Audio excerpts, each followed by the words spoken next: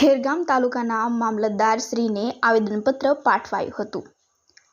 પાટી વડપાડા ગામના ખેડૂતોને નળ સે જળ યોજનામાં થયેલા ભ્રષ્ટાચાર અને ખેડૂતો સાથે થયેલા અન્યાયના વિરોધમાં સ્થાનિક ખેડૂતો આગેવાનો અને વાંસદા ચીખલીના ધારાસભ્ય શ્રી અનંત પટેલની આગેવાનીમાં ખેરગામ મામલતદારશ્રીને એક આવેદનપત્ર પાઠવીને ન્યાયની માંગણી કરવામાં આવી છે, જ્યાં મોટી સંખ્યામાં ગામના આગેવાનો, ડેપ્યુટી સરપંચશ્રી, પંચાયતના ગ્રામ પંચાયતના સભ્યશ્રીઓ, ગામના આગેવાન શૈલેષભાઈ અને અન્ય આગેવાનો, નવસારી જિલ્લા પ્રમુખ શ્રી શૈલેષભાઈ, ખેરગામ તાલુકા કોંગ્રેસ સમિતિ પ્રમુખ સનીષભાઈ, ધરમપુર તાલુકા પંચાયત અપક્ષ સદસ્ય કલ્પેશ પટેલ, ખેરગામ તાલુકા સભ્ય વિપુલભાઈ, ખેરગામ માજી જિલ્લા પંચાયત સભ્ય ધર્મેશ પટેલ, ખેરગામ સરપંચ શ્રી ઝરણાબેન બહેન, માજી સરપંચ શ્રી ધર્મેશભાઈ, નવસારી જિલ્લા યુથ પ્રમુખ શ્રી જય પટેલ, ખેરગામ યુથ પ્રમુખ શ્રી પૂરવ પટેલ, વિધાનસભા ઉપપ્રમુખ શ્રી પ્રદીપ પટેલ અને મોટી સંખ્યામાં ખેડૂતો અને હિતેચ્છુઓ હાજર રહ્યા હતા।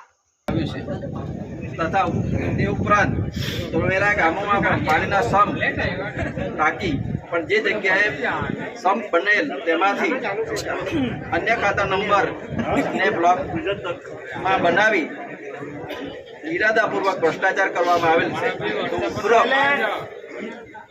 ઉપરોક્ત બાબતોની ગંભીરતાપૂર્વક તલસ્પર્શી તપાસ કરી ગરીબ અને કચડાયેલા આદિવાસી ખેડૂતોને ન્યાય આપવા ઘટતી કાર્યવાહી કરશો।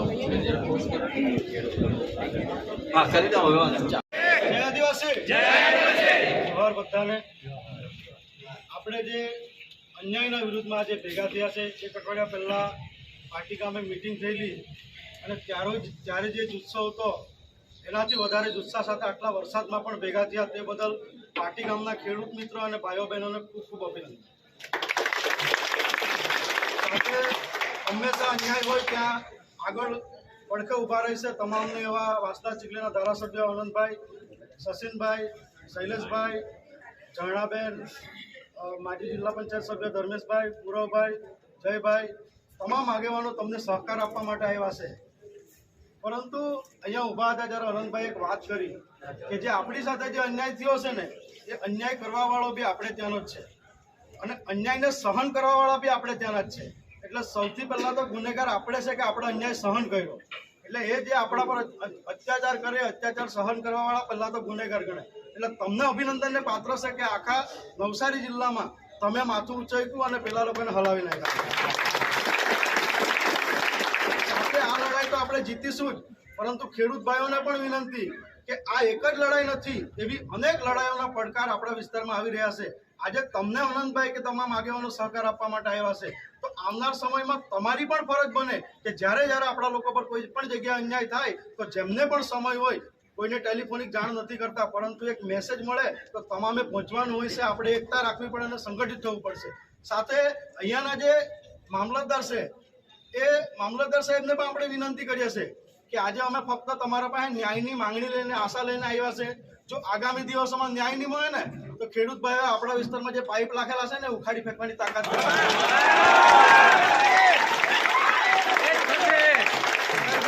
અહીંયાના અધિકારીઓને ડ્રાઈવર, મામલતદાર સાહેબનો ડ્રાઈવર હું ખુલ્લામાં કેમ છું, રાતના ગાડી ઉભી રાખાવે છે અને રોકડી કરે છે, મારી સાથે બન્યું છે।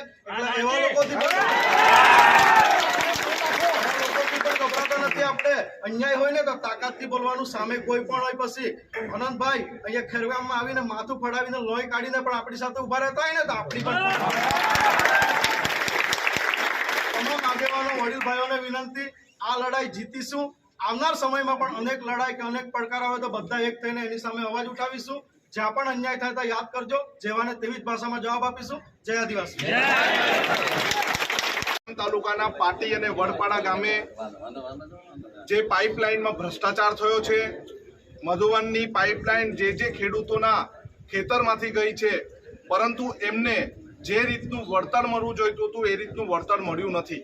અગાઉ પણ આવેદનપત્ર આપવામાં આવ્યું હતું, પરંતુ અહીંના ભ્રષ્ટ તંત્રએ સાંભળવામાં આવ્યું નથી। પરંતુ આ વખતે અમે કડક શબ્દમાં કહીએ છીએ, આ ભ્રષ્ટાચારને જો અટકાવશે નહીં તો અમે મામલતદાર શ્રીની કચેરીમાં બેસીને ધરણા કરીશું, એમના દરવાજા પર બેસીને ધરણા કરીશું। જો હજુ પણ પાણી પુરવઠા અને અહીંના વહીવટી તંત્ર અમને નહીં સાંભળશે તો અમે બિલ્લીમોરા પાણી પુરવઠાની ઓફિસમાં પણ ઘેરાવો કરીશું. ખેડૂતોની સાથે ત્યારે કોઈ આગેવાન નહીં હતા કે આજે પાટી ગામ કોઈ પણ જાતની પક્ષ પાર્ટી ભૂલીને આજે અમારા વડપણ હેઠળ આવેદનપત્ર આપ્યું છે ત્યારે અન્યાયના વિરોધમાં ન્યાય ન મળે ત્યાં સુધી અમે એમની જોડે રહીશું. સૌને જય આદિવાસી. લડેંગે લડેંગે ઓર લડેંગે ઓર લડેંગે. અન્યાયના વિરુદ્ધમાં ન્યાયની લડત માટે અને પાણી પુરવઠા દ્વારા જે ભ્રષ્ટાચાર થયો છે એ ભ્રષ્ટાચારની સામે ન્યાય મેળવવા માટે આજે પાટી ગામના, વડપાડા ગામના, તોરણવેરા ગામના જે ખેડૂતો ભેગા થયા છે. પહેલે તો આખા નવસારી જિલ્લામાં 500 ગામોમાં ભ્રષ્ટાચાર થયો છે, પરંતુ આ પાટી ગામે જે શરૂઆત કરી છે એમને ખૂબ ખૂબ અભિનંદન. એક અઠવાડિયા પહેલા રાત્રિ સભામાં જ્યારે આપણે મીટિંગ પછી રેલીનું એલાન કર્યું પછી મારા પર લગભગ 8 થી 10 ગામના આગેવાનોના ફોન આવ્યા. એ વાંસદાના આગેવાનો હતા, એ ચીખલીના આગેવાનો હતા, એ ડાંગના આગેવાનો હતા. એ લોકોની એક જ વાત હતી કે અમારા ગામમાં પણ ભ્રષ્ટાચાર થયો છે, પરંતુ ગામના ભ્રષ્ટાચાર માટે પક્ષાપક્ષી ભૂલીને એક સાથે થઈને ન્યાય મેળવવા જવું એ બહુ મોટી વાત છે.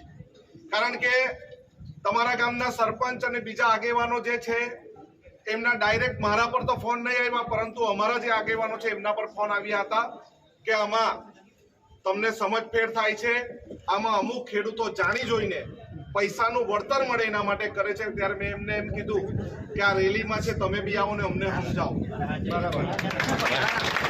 પરંતુ એ પોતે ભ્રષ્ટાચારી છે, ચોર છે, એટલે આવ્યા નથી. ને કોઈ આવ્યા હોય તો હાથ ઊંચો કરજો, આપણે વાત કરવા તૈયાર છે. પરંતુ આ વાત માત્ર ને માત્ર પાટી ગામની નથી. આ અન્યાયની સામે ન્યાય મેળવવાના ખેડૂતો જે આ વારંવાર આંદોલન કરે છે એની છે. આ લડાઈ કોઈ કોંગ્રેસ ભાજપ પક્ષની નથી. આ લડાઈ માત્ર એક ખેડૂતની, 78 ખેડૂતની કે 19 ખેડૂતના વિરોધની નથી. આ લડાઈ છે ભ્રષ્ટાચારના વિરોધની. આપણે ત્યાં નલ સે જલ યોજનામાં ચકલી મૂકી દીધી ને બધાએ, પાણી આવે એમાં એક ભ્રષ્ટાચારે થઈ ગયો. વર્ષો પહેલા 2008-9 હતું ત્યારે વાસ્મો યોજનામાં ટાંકી બનાવી દીધી મોટી દરેક ગામોમાં. હું બી ત્યારે સરપંચ હતો, પરંતુ ત્યાં પાણી આવ્યું નથી આવ્યું. હવે ત્રીજો ભ્રષ્ટાચાર પાણીમાં કે દમણગંગાથી લાઈન લાવવાની. ને અહીંયા તો જોઈ આ વિસ્તારમાં આદિવાસી સમાજના ખેડૂતો કોઈ પૂછે નહીં, મકાયો તો તે બી કાપીને આપીને કઈ નહીં એથી કાઢી જાવ અને અમથા ફોર્મ ભરાય દે, પૈસા આપો પણ પૈસા આપતા નથી. અને એ લડત આજે આપણે ચલાવવાની છે અને એમાં બધાનો સાથ સહકાર છે. આ લડત તો અંત નથી. આજે આપણે આવેદનપત્ર આપીને મામલતદારશ્રીને ચેતવણી આપવાની છે કે તમે 1 અઠવાડિયામાં આનો જવાબ નહીં આપશો તો અમે 1 અઠવાડિયા પછી તમારા દરવાજાની બહાર અમે ધરણા પ્રદર્શન કરીશું. અમે પ્રતિક ધરણાના સ્વરૂપે આંદોલન કરીશું, ગાંધી ચિંધ્યા માર્ગે આંદોલન કરીશું. પરંતુ આંદોલન કરવાની ખૂબ જરૂર છે. આપણા વડીલ, આપણા વડાવા આજે ખેડૂત છે પોતે અને આવ્યા છે આટલી વરસાદમાં. તમે સમજો એમની જમીનમાંથી પણ ગયું છે. લડત કોઈ તમને ચડાવશે કે આનંદભાઈ ફલાણી પાર્ટીના છે, શૈલેષભાઈ ફલાણી પાર્ટીના છે, પરંતુ આ કોઈ પાર્ટીની લડાઈ નથી. આ લડાઈ છે ખેડૂતોને ન્યાય મળે એના માટેની લડાઈ છે. આ લડાઈ છે આપણી સામે જે અન્યાય થાય છે તેના વિરોધમાં ન્યાય મેળવવાની છે. આ લડાઈ છે ભ્રષ્ટાચારના વિરોધમાં. આપણી સામે ભ્રષ્ટાચાર થાય છે ને આપણે મૂંગા સહન કરીએ છીએ એના માટેની છે. એટલે તમે જે બધા આવ્યા તમને બધાને ધન્યવાદ છે. આટલા વરસાદમાં આપણે ન્યાયની કામના કરીએ છીએ. હવે મામલતદારશ્રીને પણ આપણે કહીએ છીએ કે અહીં આવીને તમે આવેદનપત્ર લઈ લો તો અમને બધાને ખેડૂતોને તમે વાયદો પણ કરો કે અમે 1 અઠવાડિયામાંની તપાસ કરીશું.